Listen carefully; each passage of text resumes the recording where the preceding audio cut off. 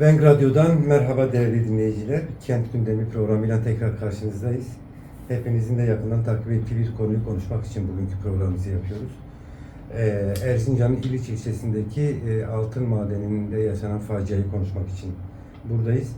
Bugün konuğumuz Diyarbakır Maden Mühendisleri Odası Eş Başkanı Sayın Nuri Alparslan konuğumuz.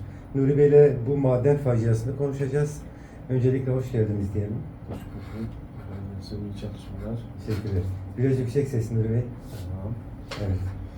Şimdi son 4 gündür hepimizin böyle hepimizin içini sızlatan bir facia yaşandı. Aslında birçoğumuzun da bütün bu yaşanan faciaların ihmaller sonucu yaşandığının farkındayız. Fakat nedense bir türlü önlem alınamıyor bu tür facialarda.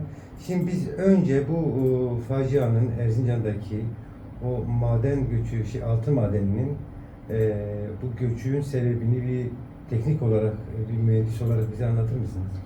Şimdi orada altın madenciliğinin yapıldığı yerde 2011 Aralık ayından beri bu firma Anagol madencilik firması orada madencilik faaliyeti yürütmektedir.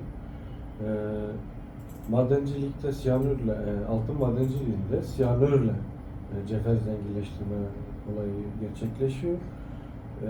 Bunu öncelikle geçirimsiz bir tabakanın üzerinde toprak ve işte kayaçlar öğütülerek küçük taneciklere ayrılarak bir geçirimsiz bir tabaka üzerinde biriktiriliyor, bir yığın oluşturuluyor ve bunun üzerinden artık orada liç işlemi gerçekleşiyor. Üstüne siyanür püskürtülerek liç işlemi gerçekleştiriliyor. Burada yaklaşık 2011 Aralık ayından bu yana yaklaşık 65 milyon ton toprak birikimi, malzeme birikimi olmuş. Fakat kopan kısım, görüntülerde hepimizin izlediği gibi kopan kısım yaklaşık 10 milyon metreküp.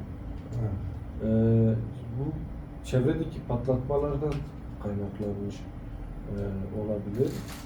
Ve şev açısı, gördüğümüz şev açısı dike yakın bir şey. Yani projedeki şev açısından daha yüksek olduğu görülüyor. Bundan dolayı bu üstündeki yığının oluşturduğu dağınıklıktan dolayı orada bir kayma oldu. O kaymanın nedeni, o kopan parçanın nedeni şev açısının yani yeterince basamaklandırma ve yataylandırma olmadığından o parça kopmuştur. Evet. Peki bunun denetimleri hangi bakanlık tarafından yapılıyor? Zaten bu maden ocağının ÇED raporları Şehircilik Bakanlığı tarafından olumlu kararlaştırılmış. 2022 yılında kapasite artışı talebinde bulunuyor firma ve orada ÇED olumlu raporu veriliyor. Ondan önce 2022 yılında zaten orada bir siyanür sızması var. Yaklaşık 20 ton siyanür çevreye saçılıyor. Firma bundan dolayı 16 milyon TL'lik bir ceza alıyor. Ancak daha sonra bu firmanın bir sonraki yıl kapasite artış talebinde bulunduğu yıl firmanın yaklaşık 7,2 milyon dolarlık vergi borcu siliniyor. Denetimlerin normalde MAPEK dediğimiz Maden İşleri Genel Müdürlüğü, Maden ve Petrol İşleri Genel Müdürlüğü denetiminde yapılıyor. Ayrıca çevreyle ilgili sıkıntılarda Çevre ve Şehircilik Bakanlığı ilgileniyor. Normal şartlarda bu tür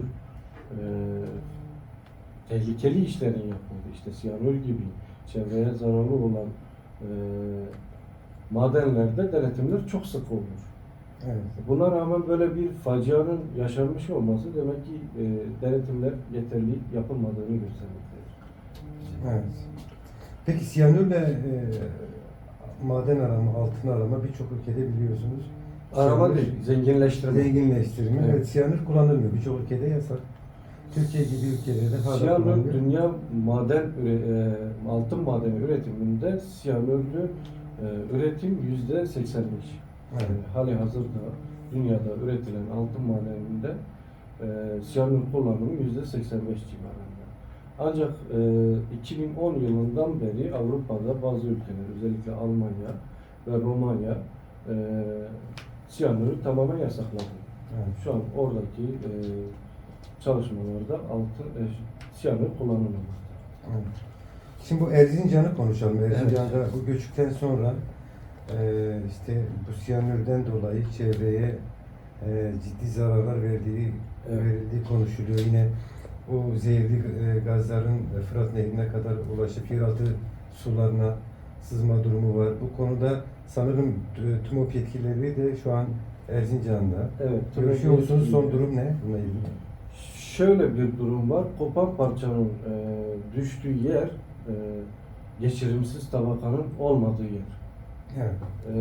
Orada normal şartlarda bizim malzemeyi biriktirdiğimiz yerde Biraz sesinizi yükseltin. malzemeyi biriktirilen yerde normalde membran denilen geçirimsiz bir plastik şeklinde bir katman var. Evet. Malzeme onun üzerine biriktiriliyor. Ancak malzemenin kopup düştüğü yerde özellikle Sabırlı Deresi'nde geçirimsiz tabaka yok. Evet. En büyük tehlike de bu. Olası yağış durumunda o siyanürün yeraltı sularına karışma ihtimali çok yüksek. Fakat henüz resmi yetkililerin verdiği bilgiler doğrultusunda konuşuyorum. Henüz Fırat Nehri'nde de bir tehlike söz konusu değil. Evet. Ancak siyanürün şöyle de bir etkisi var. Özellikle sıcak ve kuru havalarda buharlaşabiliyor. Buharlaştığında orası normalde rüzgarın bol olduğu bir yer. Evet. Altın madenciliğinin yapıldığı yerde rüzgar çok fazla ve bu yayılıyor. Aslında bu iyi bir şey. Bir yerde yoğunlaşmasına. Fakat bunun buharlaşarak başka yerlere, özellikle yerleşim yerlerine taşınması söz konusu. Ve en büyük şeyi bu, etkisi bu. Evet. Başta da söylediğim gibi o geçirimsiz tabakanın olmayışı şu andaki en büyük sıkıntı o. Yağış olması durumunda o siyanürün yeraltı sularına, içme sularına karışma ihtimali çok yüksek. Evet. Şimdi yani hükümet yetkilileri bu konuda açıklamalar yapıyor. İşte Evet. Örnekler alıp tahliller yapıyoruz. Henüz Evet. olumsuz bir durum yok. Peki bölgede böyle bir araştırma yapan, çalışma yapan bağımsız bir kurum var mı orada? Yani şu an bizim en büyük talebimiz de meslek örgütleri olarak en büyük taleplerimiz bağımsız ve güvenilir firmalar tarafından orada denetimlerin yapılması, özellikle Fırat Nehri üzerinde ve yeraltı sularında denetim numunelerini alıp incelenmesi ve halka şeffaf bir şekilde bu sonuçların açıklanması. Evet. Ancak henüz görebildiğimiz kadarıyla sadece resmi yetkililerin açıkladığı bilgilerle biz de bilgi sahibi oluyoruz. Yani şöyle bir şey var. Niyetine Evet. bu madene izin verenler bugün aynı sonuç üzerinde de tahliller yapıyor. Kesinlikle. Ne kadar objektif. Tartışılır tabii Evet. ki. Ama henüz orada gidip bakan arkadaşların verdiği bilgilere göre şu an için Fırat Nehri üzerinde bir tehlike söz konusu değil. Evet. Oraya ulaşmadığı bilgisi veriliyor. Kötü senaryoyu konuşalım. Bu Evet. siyanürün sonuçları ne olabilir? İşte yeraltı su havzalarına inmesi durumunda, Fırat'a ulaşması durumunda. Nasıl bir senaryodan karşı karşıya Siyanür kalırız? biyoçeşitliliğe, ekosisteme ciddi zararlar veren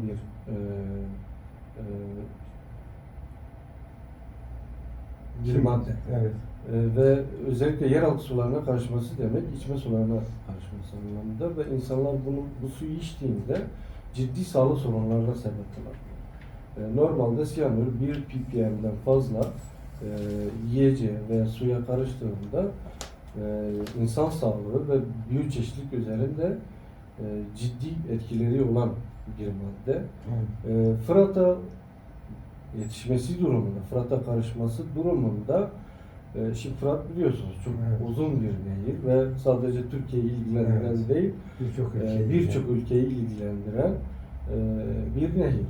Dolayısıyla birden fazla ülkenin hem o suyun içerisinde yaşayan canlıları hem de o sudan beslenen bitkileri ve o suyu kullanan insanlar üzerinde, canlılar üzerinde ciddi etkileri olacaktır, ciddi sonuçlar olacaktır. Evet.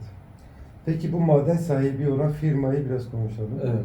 Anagold ve Çalık Evet. Holding hepimizin yakından bildiği hükümet yanlısı bir firma. Evet. Bu bize bir şey ifade ediyor mu? Yani ne yazık ki karlı firmaların yani böyle ağır metallerin işlendiği birçok maden işletmesinin, büyük kapasiteli maden işletmelerinin çoğu genelde iktidara yakın firmalar tarafından işletilen maden şirketleri. Evet. Bu firma, Anagold firması %80'i Kanadalı bir şirkete ait ve %20'si de Çalık Holding'e ait. Yani şöyle bir düşündüğümüzde bu firma bu ihmalkarlığı Kanada'da yapamazdı mesela. Evet. Ama bugün Türkiye'de yeterli denetim, bağımsız denetimlerin olmadığından dolayı çok rahat bu kazalar meydana gelebiliyor. Evet. Peki biraz Diyarbakır konuşalım. Evet. Ya aslında Diyarbakır konuşmadan önce şunu da soralım. Türkiye'deki maden ocakları sayısı konusunda elinizde bir veri var mı? Yani Bildiğimiz kadarıyla 2000 sonrası yani AKP hükümeti dönemi sonrasında inanılmaz bir artış oldu maden ocakları sayısında. evet. Bunun sebebini ya da sizce bir şeyi var mı? Özel bir durumu var mı bunun? Yani şöyle bir maden mühendisi olarak söyleyeyim. Şimdi madencilik biliyorsunuz doğru işletildiğinde, ekoloji gözetildiğinde aslında insanlar faydalı Evet.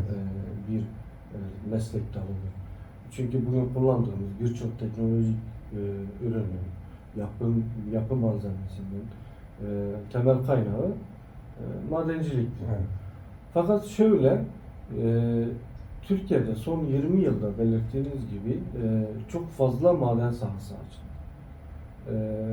Neredeyse her başvuran sahayı açabiliyor.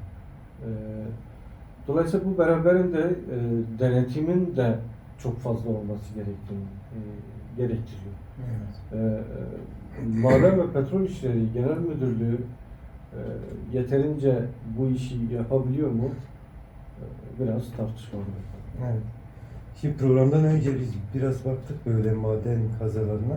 Evet. Türkiye'de böyle son 50-60 yıldır neredeyse her 2-3-4 yılda bir maden kazası yaşanıyor, bir göçük Doğru. yaşanıyor. En son işte yine bildiğiniz gibi Soma'da bir madencinin yine katledildiği bir göçük yaşandı. Yani bundan ne çıkarmak lazım? Neden bu tedbirleri alınmıyor? Şimdi üretim zorlaması, Evet. birinci nedeni bu, üretim zorlaması. İkincisi kar hırsı. Evet. Üçüncüsü yetersiz denetimler. Kar hırsı gerçekten sermaye sahipleri için çok önemli. Evet. En basitten yeterli iş güvenliği önlemleri alındığında eminim Türkiye'de hiçbir maden sahasında hiçbir kaza yaşanmayacaktır. Ama iş güvenliği önlemleri de tabii ki maliyetlidir. Evet. Bu maliyetten kaçınmak için bu tedbirler alınmıyor maalesef. Evet. Peki Diyarbakır biraz konuşalım. Diyarbakır etrafında da maden ocakları var. Evet. Diyarbakır için riskler var mı ya da hangi madenler var? Biraz bunu konuşalım. Diyarbakır'da çoğunlukla açık işletmeyle, açık ocak işletmeciliğiyle madencilik faaliyetleri yürütülmekte. Evet. Biliyorsunuz Diyarbakır neredeyse bir mermer kent. Yani Evet. fazla mermerin Dünyaya üretildiği, aslında. dünyaya ihracat pazarlanıyor. Ekonomik açıdan bu iyi.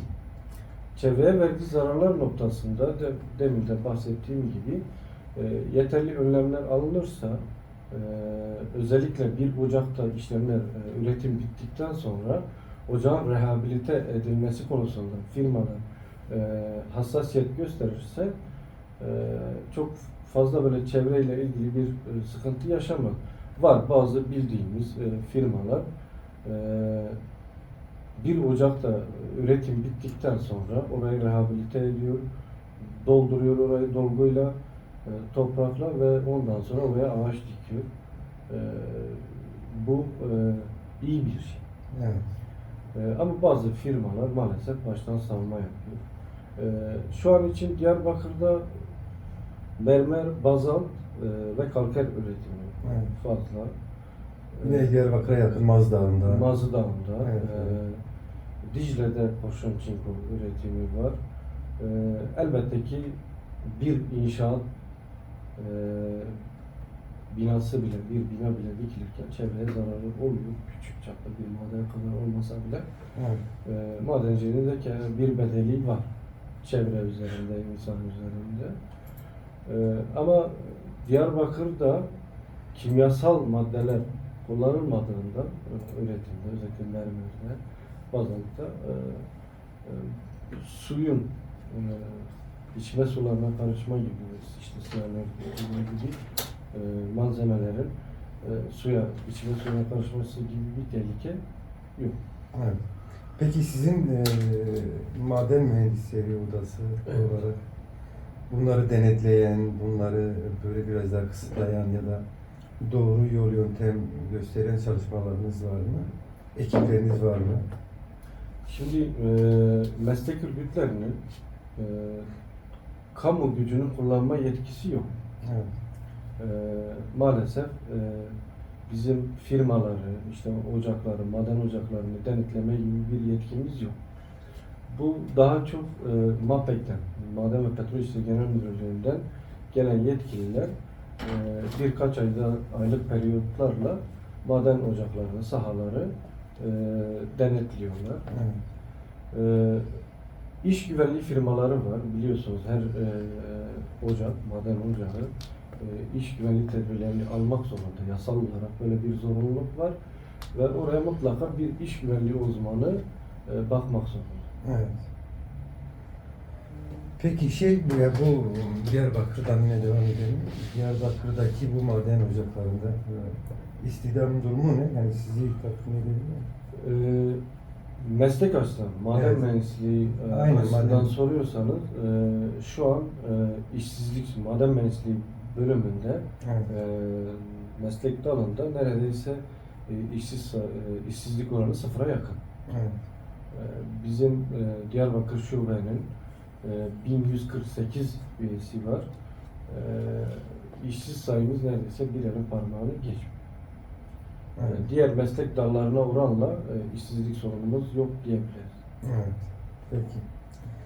O zaman yine Erzincan'a dönelim. Evet. Bu toprak altı, bu göçük altında kalan 9 kişiden bir haber yok. Henüz yok.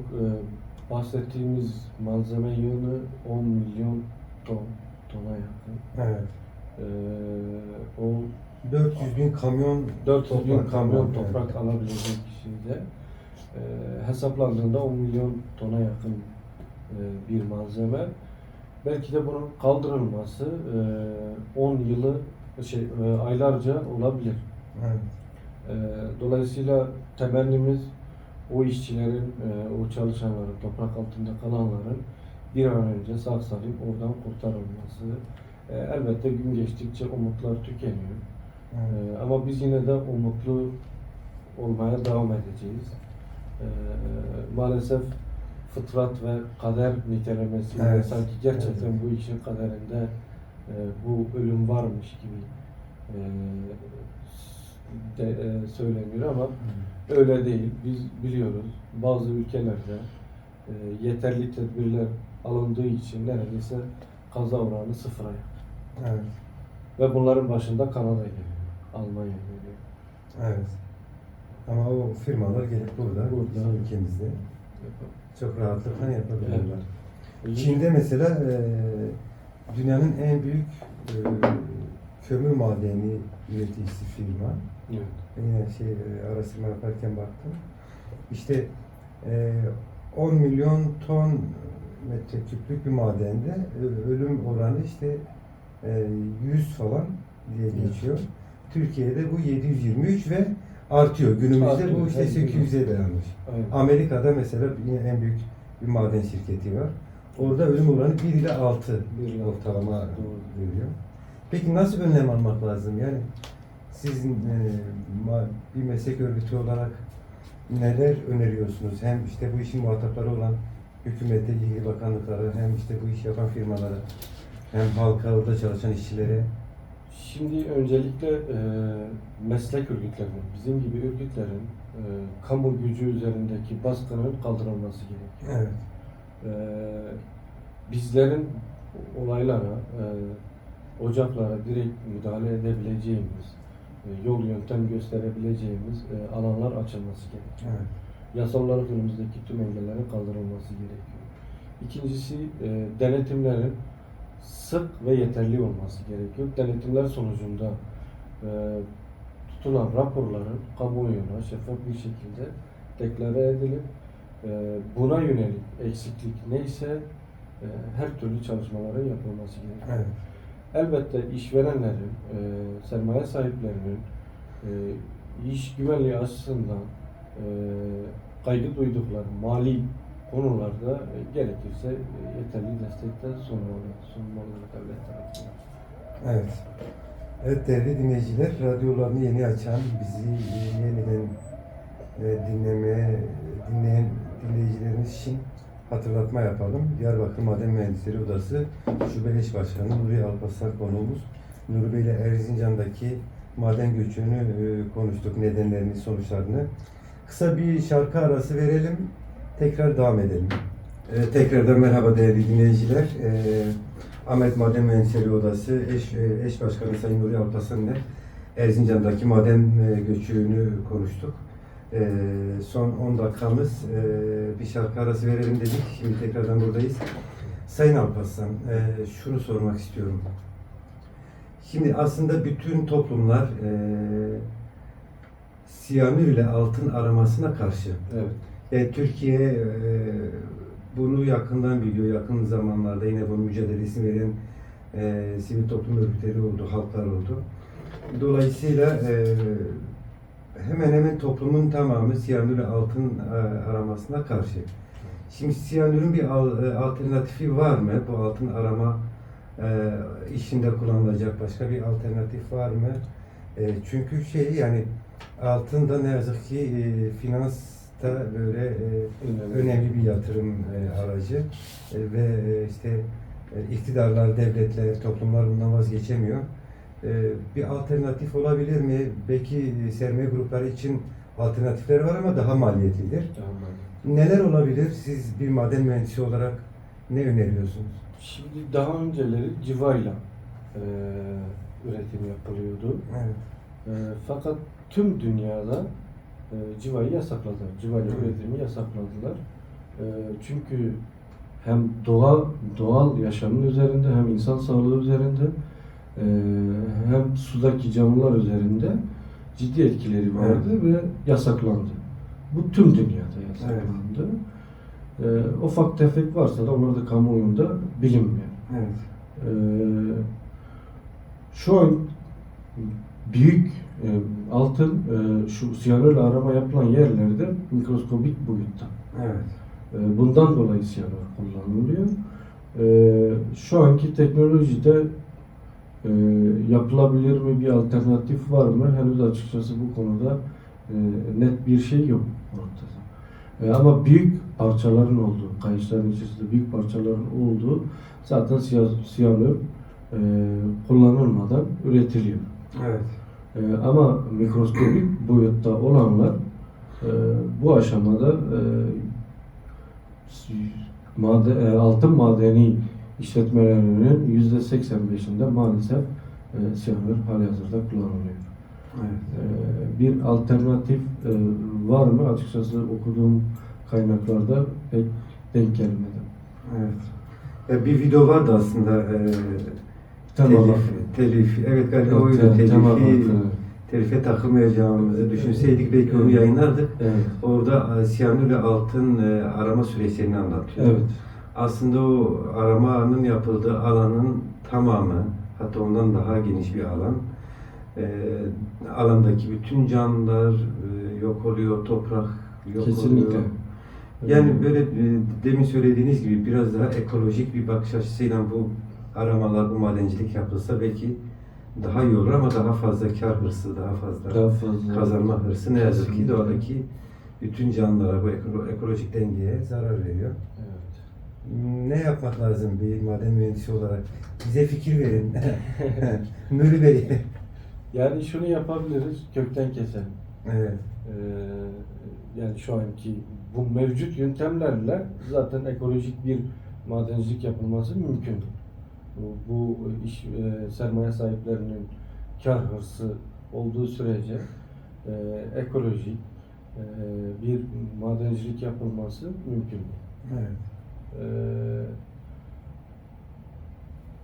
Bir şu aşamada ancak bu tarz firmaların özellikle ülkemizde daha farklı bir üretim yöntemi bulunana kadar üretimlerin durdurulması Evet.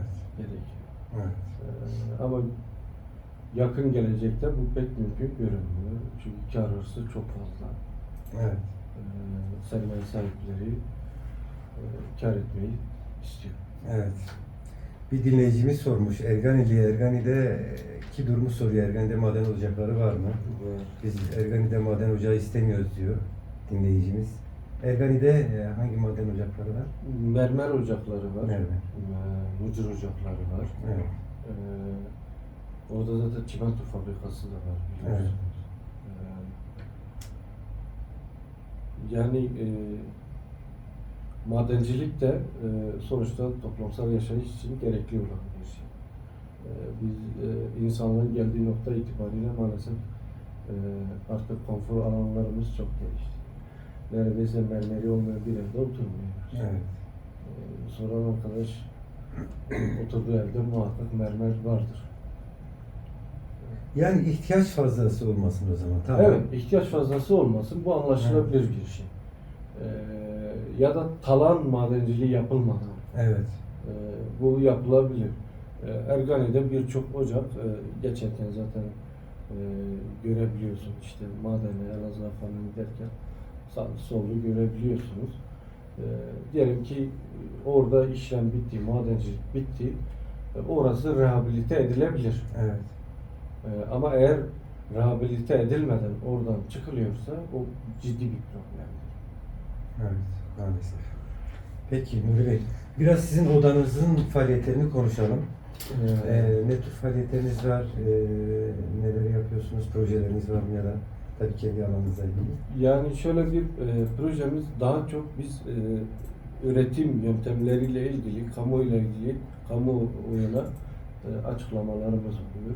Evet. İş kazaları nasıl önlenebilir, maden faciaları nasıl önlenebilir? Bununla ilgili eğitimler de veriliyor. Bir ekolojik madenciliğin nasıl yapılması gerektiğine dair tartışmalarımız oluyor. Ve Eğitimleriniz, seminerleriniz oluyor mu? eğitimlerimiz oluyor Bunları ama mesela genelde yapıyorsunuz. mesleki eğitimler. Evet. Bu eğitimler yapılıyor. Çoğunlukla üyelerimize dönük. Evet. Daha böyle, daha az doğaya. Bence maden şirketlerine önce bu eğitimi verin. O öyle bir zorunluluk yok. Biz de istiyoruz gerçekten. Keşke öyle bir zorunluluk olsa. Bunlar bizden, meslek örgütlerinden, ekoloji derneklerinden eğitim alarak bu işe başlasalar keşke. Evet. Bizim de en büyük temennimiz bu ama mevcut atmosfer buna pek uygun değil.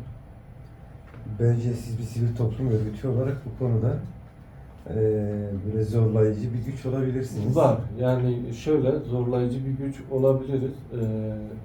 Bunu deniyoruz da. Özellikle mecliste maden kanunu yapılırken aktif olarak o da katılıyor. Merkezi düzeyde de olsa. Evet. Ya da burada basından da siz takip etmişsinizdir. Buradaki bütün çevre tahribatlarına karşı açıklamalarımız, suç duyurularımız, hani direkt bizim odamız olmasa bile sonuçta bizim bir çatı örgütümüz var, tamam. Basın açıklamaları yapılıyor, suç duyurularında bulunuyor. Bu faaliyetlerimiz var yani. Evet. Üyelerimiz de atama yapılırken oturup konuşuyoruz ve kendilerine söylüyoruz.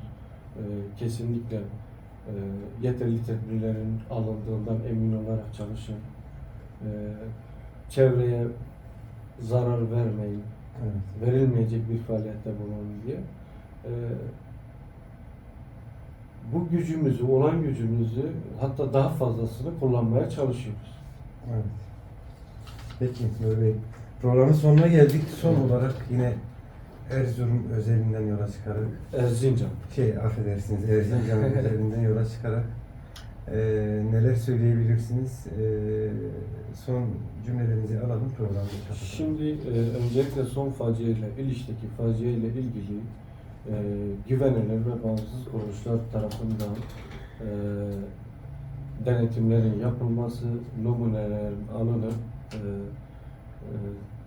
tetkik edilmesi ve bunun sonuçlarının halka şeffaf bir şekilde açıklanması. Evet. Ve bu olayda kusuru olan, ihmalkarlığı olan herkesin mutlaka yargılanmasını Evet. istiyoruz. Peki. Biz de size katılıyoruz. Çok teşekkür Umarım, ederim. çok umutlu değiliz ama Evet. umarız bu işin sorumluları kısa sürede yargılanır. Ne yazık ki işte tecrübelerimiz bize bunun öyle olmayacağını söylüyor. Evet, tecrübelerimiz tersini gösteriyor. Kesinlikle. Biz yine de umudumuzu büyütelim, Evet. mücadeleye devam edelim. Kesinlikle. Evet, Çok teşekkürler teşekkür konuğumuz ediyorum. olduğunuz için. çok sağ olun. Size de iyi çalışmalar diliyorum. Keyifli bir sohbetti. Teşekkürler. İnşallah daha sonraki programlarda İnşallah. yine görüşeceğiz. Evet değerli dinleyiciler, Kent Gündemi programımızın sonuna geldik. Ahmet Maden Mühendisleri Odası Şube Eş Başkanı Nuri Alparslan ile Erzincan'daki, yine Erzurum diyecektim, Erzincan'daki maden faciasını konuştuk. Tekrardan orada göçük altında kalan 9 kişinin bir an önce umuyoruz, diliyoruz, bir an önce Evet. kurtarılmasını diliyoruz. Bir sonraki Kent Gündemi programında görüşmek üzere. Şimdilik hoşça kalın.